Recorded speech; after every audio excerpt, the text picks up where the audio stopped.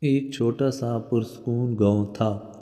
گاؤں کے آگے چھوٹے چھوٹے سین، کچی گلیاں اور دور تک پھیلے کھیت۔ اس گاؤں میں ایک سادہ سا گھر تھا جہاں صبح سویرے ماں سین میں نماز پڑھ رہی تھی۔ نرم دھوپ سین میں بکھری ہوئی تھی، چارپائی پر بچے سو رہے تھے اور ماں نماز میں بھی بار بار چھوٹے بچے کی طرف دیکھ رہی تھی کہ کہیں جاگ نہ جائے۔ نماز کے بعد ماں نے مرغیوں کو دانہ ڈال دیا اور چولہے پر بچوں کے لیے کھانا بنانا شروع کر دیا۔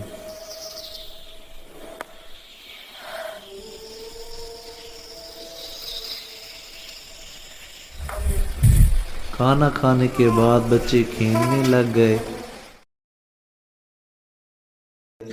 دوپہر کا کھانا بن رہا تھا۔ چھوٹا بچہ رونے لگا۔ ماں نے فوراً کہا، بیٹا سریا، بات سنو۔ دودھ کی دکان پر جا کر دودھ لے آؤ۔ چھوٹا بھائی بھوکا ہے، اور خیال سے جانا۔ سریا نے دوپٹہ لیا، بالٹی اٹھائی اور پیسے لے کر دودھ کی دکان کی طرف چل پڑی۔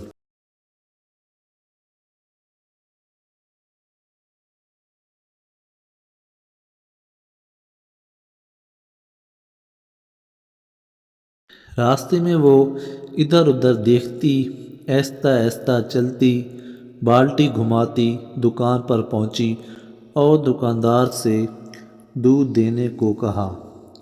دودھ دیکھ کر دکاندار نے پیسے مانگے، لیکن اس کے ہاتھ میں کچھ نہ تھا۔ دکاندار بھائی، میرے پاس پیسے نہیں ہیں، وہ راستے میں کہیں گے۔ سریا گھبرا کر رونے لگی۔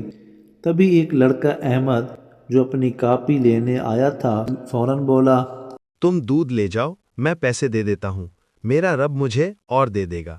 سریا نے شکر گزاری نظروں سے دیکھا، دودھ لیا اور واپس مڑ گئی۔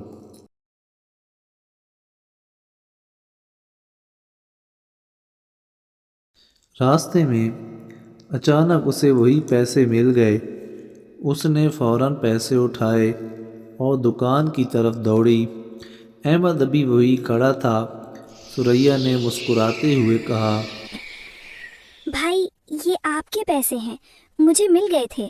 احمد حیران رہ گیا۔ وہ بولا، شاباش، تم بہت ایماندار ہو۔ دکان والا بھی مسکراتے ہوئے بولا، بیٹی، تمہاری سچائی سبھی بچوں کے لیے مثال ہے۔ سریا گھر واپس آئی۔ امی نے پوچھا، اتنی دیر کیوں ہو گئی تھی بیٹا؟ سریا نے پوری بات سچ سچ بتا دی۔ ماں نے اسے پیار سے گلے لگا کر کہا، میں تم پر فخر کرتی ہوں، اللہ ایماندار بچوں سے بہت خوش ہوتا ہے۔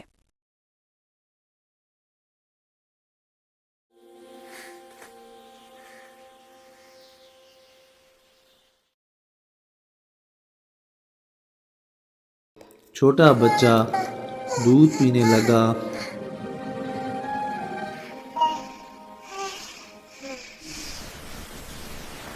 اور سارے بچے ماں سے لپٹ گئے۔